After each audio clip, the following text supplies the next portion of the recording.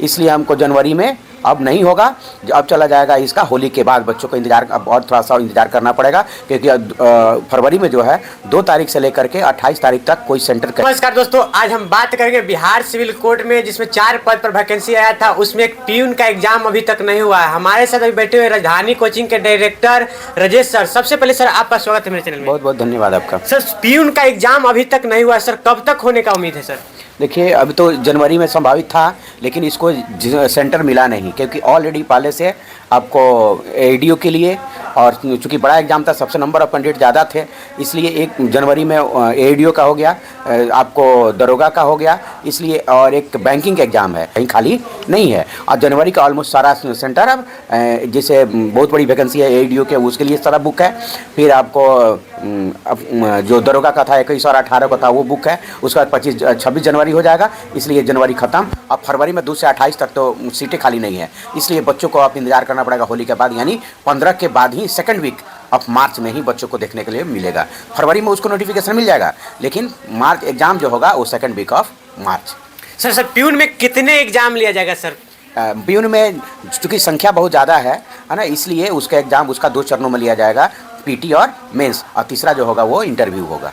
Sir PT का syllabus क्या रहेगा सर? जो वो एक जितना भी सिविल कोर्ट में निकाला था वैकेंसी, वो सारा में एक ही तरह का सिलेबस दिया था रिटर्न एग्जाम का, लेकिन इसमें एक कंडीशन जोड़ दिया था कि अगर विद्यार्थियों की संख्या ज़्यादा होगी तो हम उसके उसी सिलेबस का हम एक पीटी टेस्ट लेंगे, जो स्क्रीनिंग टेस्ट होगा। तो 85 नंबर का ऑलरेडी रिटर्न टेस्ट का उसने सिलेबस जारी कर दिया है, उसी का ऑब्जेक्टिव टेस्ट पीटी होगा, जिसमें स्क्रीनिंग होगा बच्चों के लिए, वो पीटी होगा, 85 नंबर का ही सिलेबस का होगा। सर मेंस का क्या रहेगा सर? मेंस का सिलेबस क्या है सर? देखिए, मेंस का चूँकि सिविल कोर्ट तो बहुत छकाता है, क्योंकि देखे थे आपको सिविल कोर्ट क्लर्क में कि बहुत सारा एग्जाम इस बार ओएमआर सीट मेंस में दिया ही नहीं था, तो हो सकता है कि इसका सिलेबस भी कुछ बदलाव करे, ओएमआर सीट नहीं दे, नेचर ऑफ क्वेश्चन सिलेबस वही रहेगा, मैथ्स रहेगा, हिंदी रहेगा और इंग्लिश रहेगा, लेकिन क्वेश्चन का नेचर क्या रहेगा आप पीटी के एग्जाम के बाद आप मिलिएगा। आपके चैनल से बच्चे जुड़े रहे, हम जरूर अपडेट देंगे, जो अपडेट देंगे देखिए 100% वो सत्य होगा। सर इसमें पीटी होगा, मेंस होगा, उसके बाद इंटरव्यू होगा सर। इंटरव्यू कितने नंबर का होगा सर? इंटरव्यू 15 नंबर का है, ऑलरेडी उसमें एक नोटिस में दिया हुआ है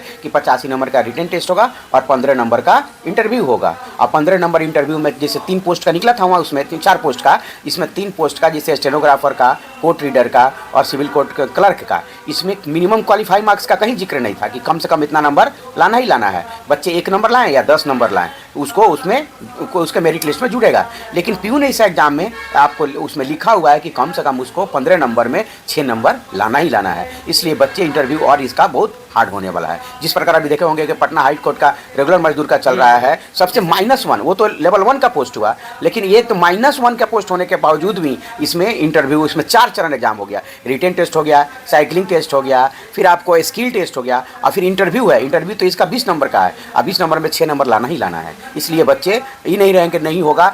स्टूडेंट की संख्या पर निर्भर करता है, ना कि एग्जाम का सिलेबस का जो दे दिया हुआ है उसके अकॉर्डिंग उतना ही है कि एग्जाम होगा, ये नहीं होगा।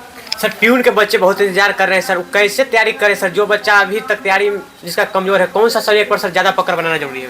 देखिए, रिजल्ट लेने के लिए तो सारे पर, जब तक आप सब पर सामान्य आपको उसको पकड़ नहीं होगा, रिजल्ट नहीं होगा, लेकिन उसको मैथ्स पर, क्योंकि मैथ्स का सिलेबस को निर्धारण नहीं किया गया है, और सब जितना भी वैकेंसी निकला था उसमें चैप्टर का नाम लिख दिया था कि इस चैप्टर से परीक्षा होगी एग्जाम, लेकिन इसमें कोई नहीं खाली लिख दिया है कि 10th स्टैंडर्ड, इसलिए बच्चों को ओवरऑल पूरा मैथ्स पढ़ना पड़ेगा। इसमें नहीं दिया हुआ है कि percentage, profit and loss, CI, SI, time and work, time distance, इस तरह नहीं दिया, नंबर सिर्फ नहीं दिया हुआ है। इसमें ये लिखा हुआ है कि 10वीं स्तर का, तो 10वीं स्तर में तो मैथ बहुत पढ़ना है, इसलिए सारे चैप्टर का, क्योंकि 35 नंबर का मैथ है, इसलिए सारे चैप्टर से थोड़ा बहुत टच करेगा ही, सारे सिलेबस को बच्चों को देखना पड़ेगा।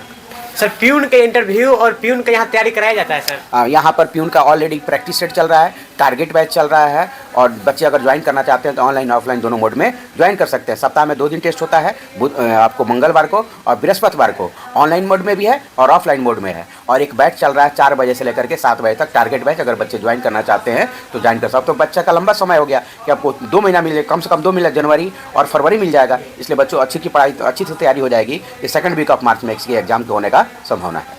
तो अभी हम राजधानी कोचिंग के डायरेक्टर जैसे से बात किए हैं, प्यून का एग्जाम 2 महीना बाद मतलब मार्च में होने वाला है। जो छात्र तैयारी में जिसका कमजोर है वो तैयारी में लग जाइए।